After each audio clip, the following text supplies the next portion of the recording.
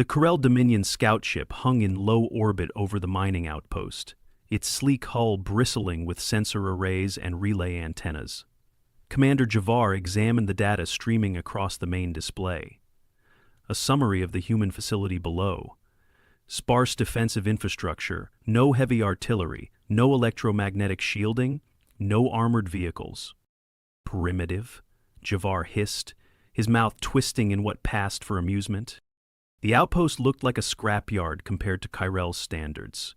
Prefab structures cobbled together from modular panels, airlocks patched with welding seams, and scattered maintenance sheds littering the perimeter. A few scattered toolboxes and storage crates dotted the exterior, but no sign of significant weapon emplacements.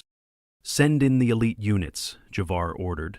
"They'll secure the site in less than an hour. The humans won't know what hit them." On the ground, Ryan Keller tightened the strap on his work belt, adjusting the heavy crowbar that hung at his side. The Corel might see scattered toolboxes, but he saw something else. Potential. The evacuation had been a disaster. The mining company's shuttle was destroyed during the first orbital strike, leaving the few dozen workers stranded. Most of them were technicians and engineers, not soldiers. But when the distress signals went unanswered and the Corel dropships began landing on the perimeter, it was clear no cavalry was coming. Keller wasn't a hero. He was a maintenance chief with a bad knee and a temper sharpened by years of patching systems that should have been replaced decades ago. But when he saw the Corel forces advancing, sleek armor, energy rifles, formations drilled to perfection, he realized that the only thing standing between them and total slaughter was whatever he could cobble together from the outpost's junk. He limped toward the old repair bay, waving over a handful of terrified workers. "I need pressure valves, flex tubing, and every drone you can get your hands on. We're making weapons." They hesitated, eyes wide. One of the younger techs, a kid named Casey, with shaky hands, stammered, "Weapons? With what?" Keller's smile was grim. "With whatever we've got." They set to work.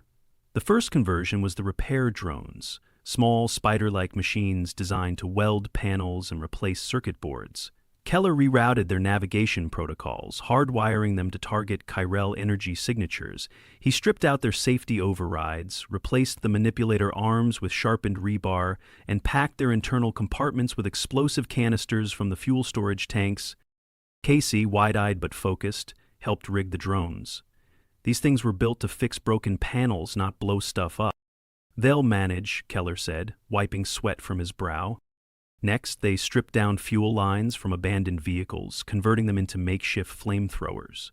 They patched hoses with duct tape and epoxy, modified pressure valves to regulate flow, and tested the rigs with nervous caution. When the first stream of fire shot across the workshop, the workers stepped back in awe. Keller's knee throbbed with each step, but he didn't slow down. He grabbed door panels from the maintenance shacks, sharpened their edges, and mounted them on pivoting brackets at choke points in the corridors. The panels would swing closed at the pull of a cable, creating lethal shrapnel barriers when the enemy advanced. In the storage bays, he found old industrial compressors and rigged them to serve as pressure bomb casings. With a little ingenuity, and more than a little desperation, they turned the compressors into crude concussion charges. By the time the first Corel assault force reached the outpost's outer gate, Keller's team had transformed the mining facility into a labyrinth of improvised death traps. Javar's voice crackled through the Chiral tactical network. "Commence breach. Show them the might of the Dominion." The first squad advanced through the shattered perimeter, energy rifles sweeping side to side. They encountered no resistance, just empty corridors and flickering lights. The lead soldier signaled for the rest to move in. Keller waited until they were halfway down the main hall before triggering the pressure plates. The modified repair drones sprang to life, skittering down the walls and floor with terrifying speed. Their explosive payloads detonated in a series of concussive bursts, shredding armor and disorienting the squad. Panicked shouts echoed down the hall, but before the Corel could regroup, Keller yanked the cable for the shrapnel trap. The rigged door panel snapped shut with a metallic scream, slicing through the remaining troopers like a guillotine. Casey, watching from a side corridor, was pale but steady. That worked, he whispered. Of course it worked, Keller muttered, leaning heavily on his crowbar. This place is ours, and we're not giving it up. The Corel sent in reinforcements, heavier units with armor plating and portable shields. They advanced cautiously, scanning for more traps, but Keller anticipated them. He rerouted coolant lines to flood choke points with scalding steam, then rigged electrical panels to arc live current into the clouds. The invaders' electronics shorted out, and several collapsed, convulsing under the surge. Throughout the day, Keller's team launched counterattacks, using whatever they could salvage. They converted mining lasers into sniping platforms, mounted onto tripods scavenged from broken loaders. They used compressed air tanks to hurl shrapnel-filled canisters into advancing squads. Keller's hands were raw, his breath rasping from smoke and exhaustion.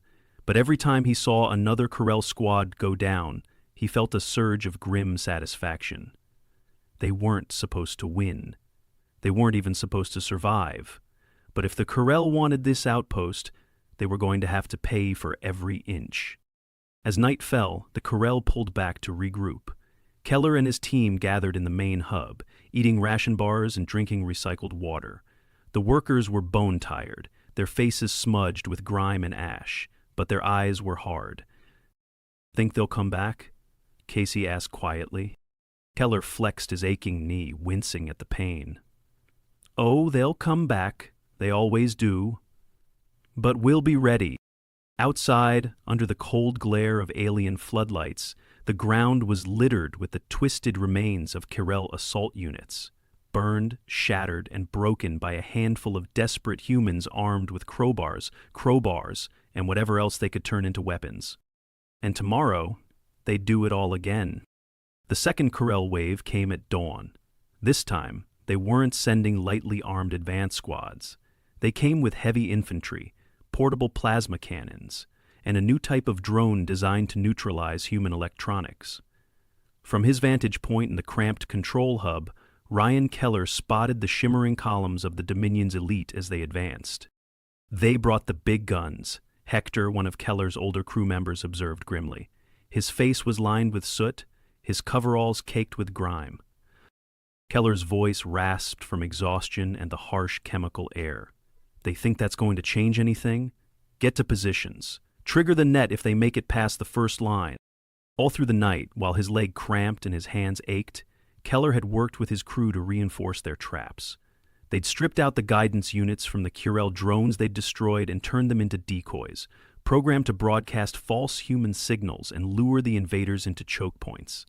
In the machine bay, they'd retrofitted the maintenance scaffolds into overhead drop rigs, loaded with barrels of industrial solvents and flammable adhesives. As the Corel breach team forced the outer doors with energy cutters, Casey initiated the first ambush. From concealed conduits, a cloud of adhesive foam sprayed across the breach point, coating the invaders in a sticky, flammable shell. Before they could react, Keller's team ignited the foam with a burst from a rigged spark plug launcher, engulfing the Corel vanguard in a sudden inferno.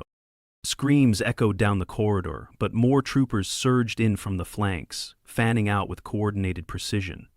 One of them raised a portable plasma cannon, preparing to blast the barricade. "Drop the net," Keller shouted. Hector slammed the release, and the overhead rig gave way. A tangled mass of steel cables, welded chains, and weighted panels crashed down, pinning the lead Corel squad beneath a tangle of debris.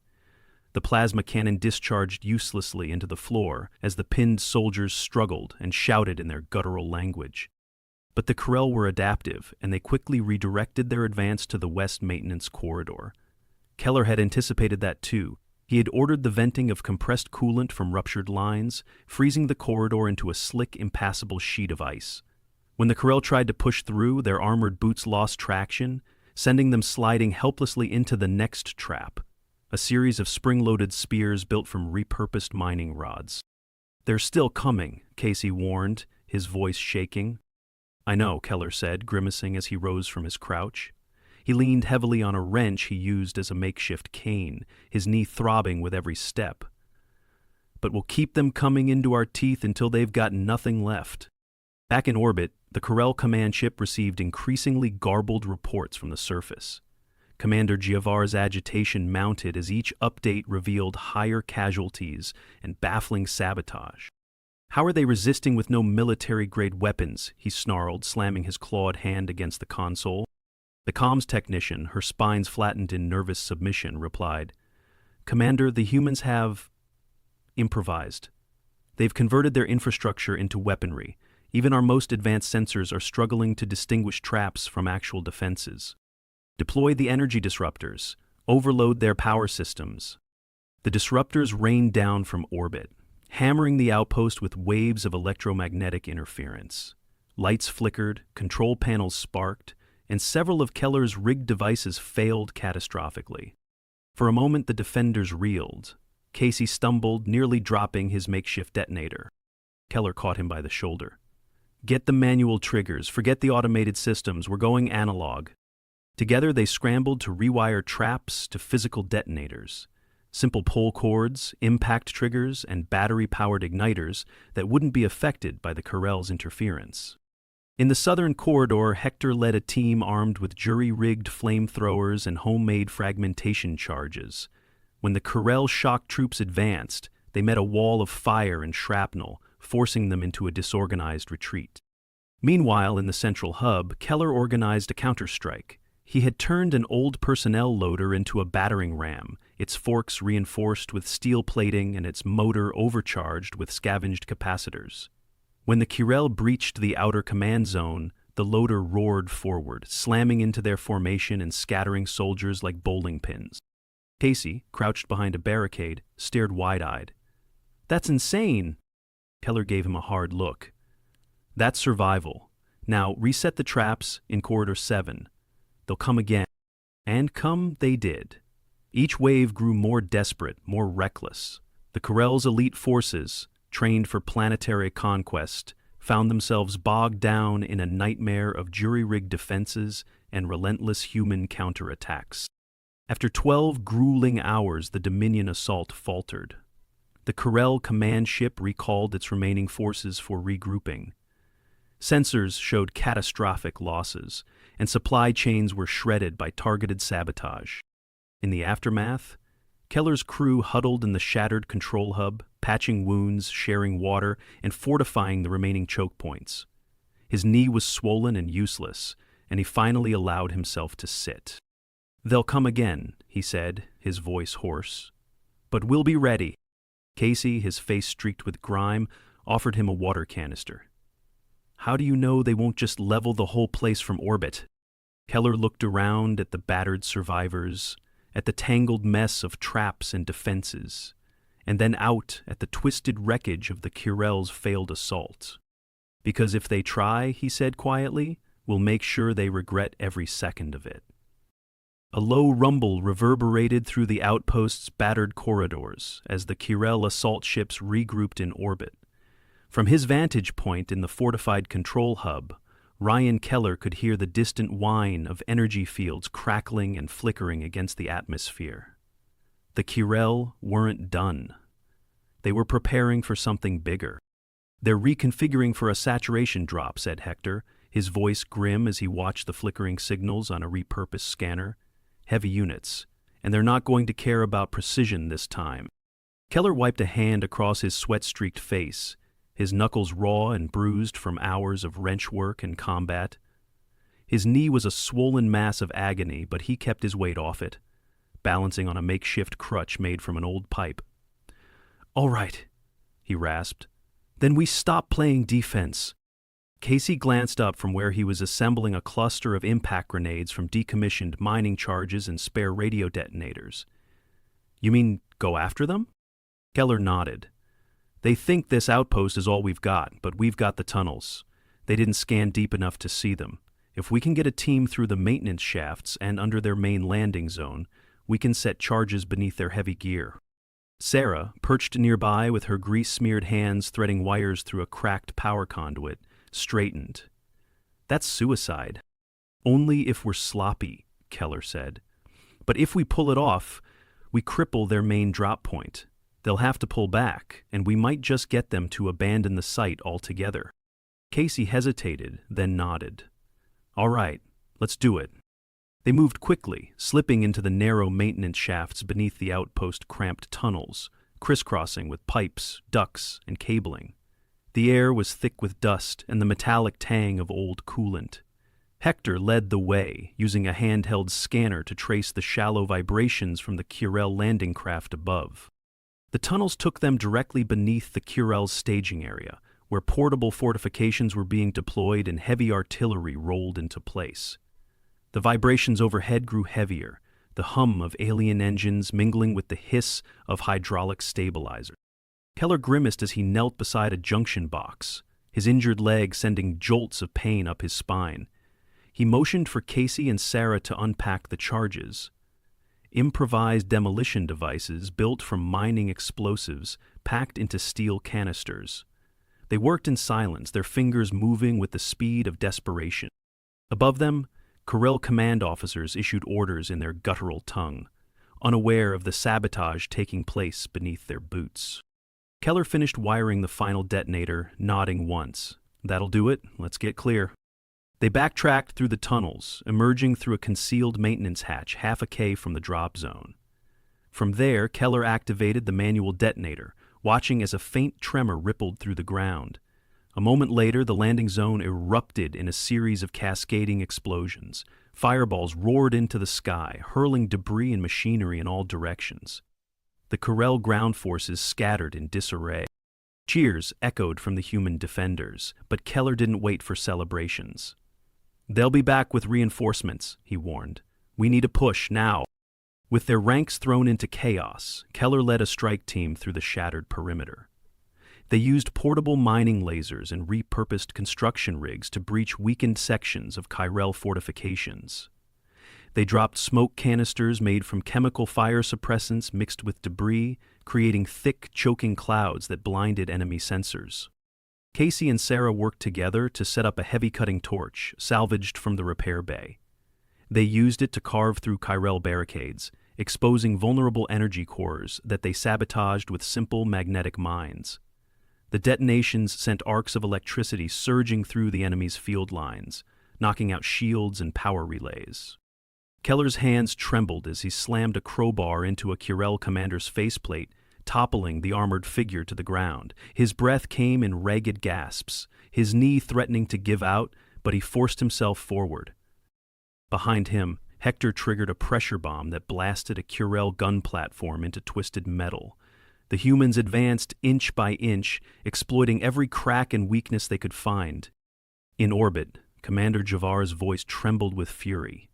They've breached the perimeter. This cannot be happening. His officers were panicked, reporting sabotage and widespread casualties. The Curel's sensors struggled to track the human movements through the smoke and interference, while their heavy artillery, intended to flatten the outpost, lay in smoldering wreckage. Javar issued a desperate command. Prepare atmospheric clearance protocols. We'll purge the zone with orbital strikes. But before the order could be executed, Keller's strike team, now deep within the Curel's forward base, triggered the final charge. A blast rigged to sever the control link between the ground forces and the command ship. The explosion sent a jolt through the Dominion's comm network, severing command signals and rendering the Curel ground units blind and leaderless. The remaining Curel troops scattered, some attempting to flee, others simply dropping their weapons in stunned disbelief.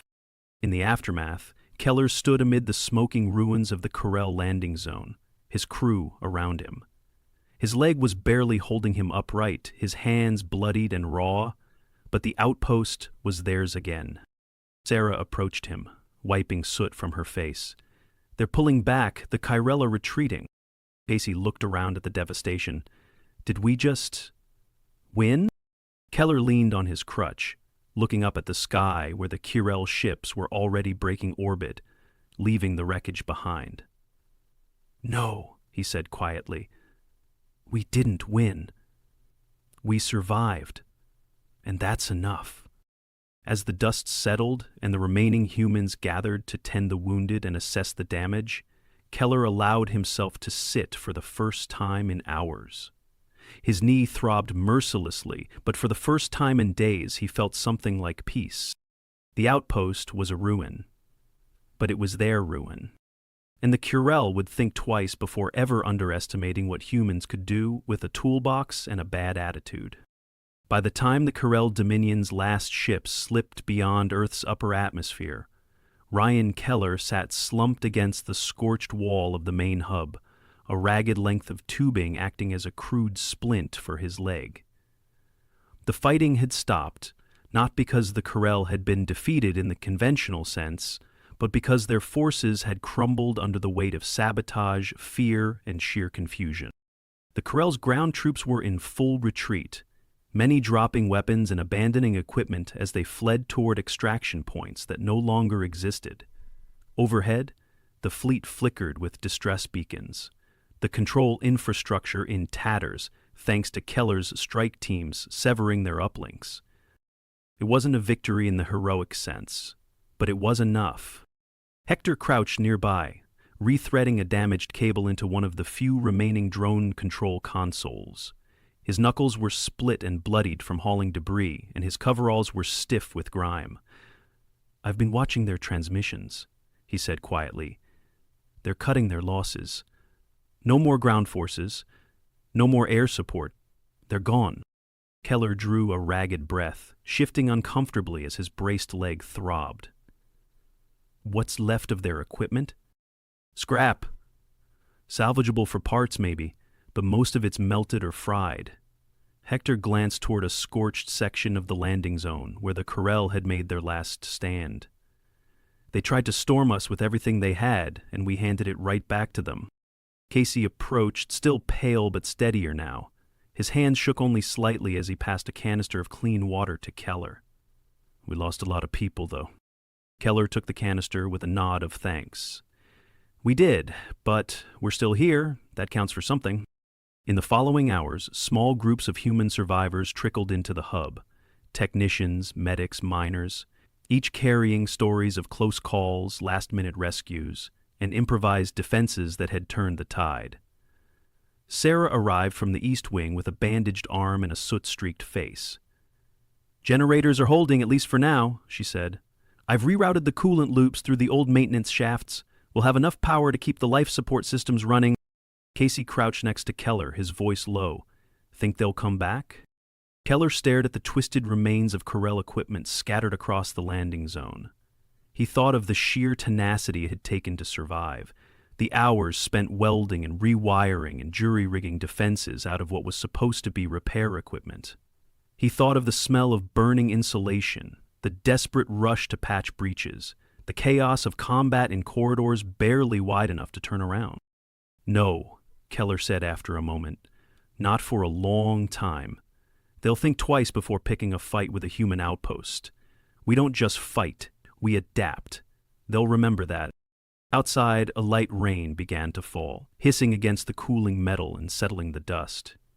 The outpost's battered structures creaked under the weight of silence, broken only by the occasional distant pop of cooling debris. The survivors gathered what remained of the salvageable supplies. Medical kits were scrounged from storage lockers, and makeshift stretchers were assembled from broken panels and support beams. A few of the repair drones, those that hadn't been turned into guided bombs, buzzed back online and began tentative cleanup operations, clearing rubble and sealing breaches with patchwork panels. Keller sat quietly, his head resting against the wall, listening to the low murmur of human voices and the soft whir of machinery. For the first time since the Kyrell landed, he allowed himself a moment of stillness. A young medic approached with a portable scanner and crouched to examine his leg. "You've got a partial tear in the ligaments and some bone bruising," she said gently. "No fractures, but you're going to need proper stabilization and weeks of rest." Keller grimaced but didn't argue. "Yeah, figured as much. Been a while since I trusted my leg anyway." She smiled faintly and handed him a stabilizing brace, fitting it snugly around his knee. "You're lucky it wasn't worse." He wasn't sure he believed in luck anymore, but he accepted the brace with a grateful nod. "Thank." The rain continued, washing away the worst of the grime and cooling the scorched earth. Hector joined Keller, settling down beside him with a tired sigh. "So, what's the plan now? We've got half an outpost left, some scrap to work with, and a whole lot of angry people who want to rebuild." Keller considered this, his thoughts sluggish with fatigue. "We fix what we can, salvage the rest. And we make sure the next time someone decides Earth is an easy target, they think again." Sarah leaned against a nearby wall, arms crossed. "You know they're going to write stories about this, right? About the guy who turned a toolbox into a war machine?" Keller snorted softly, the sound half amusement and half disbelief. "Let 'em write. We'll still be here, patching holes and keeping the lights on." Casey knelt in the rubble, drawing a crude line in the dust with a broken bit of wire. "They thought we'd roll over. They didn't understand what a human does when you back them into a corner." Keller's gaze hardened, though exhaustion dulled its edge. "They do now." The survivors set to work, reclaiming the outpost piece by piece. Generators hummed back to life, drones resumed limited functionality, and walls were reinforced with salvage plating. The scars of battle would take time to heal, but they would heal. Above them, the Curel fleet faded into the darkness of space, leaving behind the memory of a failed conquest and the lingering echo of human ingenuity and resolve. Keller shifted his weight, grimacing as his knee protested, but he stayed seated for a moment longer, letting the quiet settle. He closed his eyes, listening to the steady patter of rain against the metal and the low hum of life returning to the battered station. When he finally stood, with the help of Hector's steady arm and his own determination, it wasn't with the air of a victor or a hero. It was with the quiet, stubborn resolve of a man who had nothing left to lose but still refused to quit. And as the outpost survivors gathered under the broken canopy of a sky just beginning to clear, they understood that this was not an ending. It was the beginning of something stronger than conquest, an unbreakable will to endure, rebuild, and make certain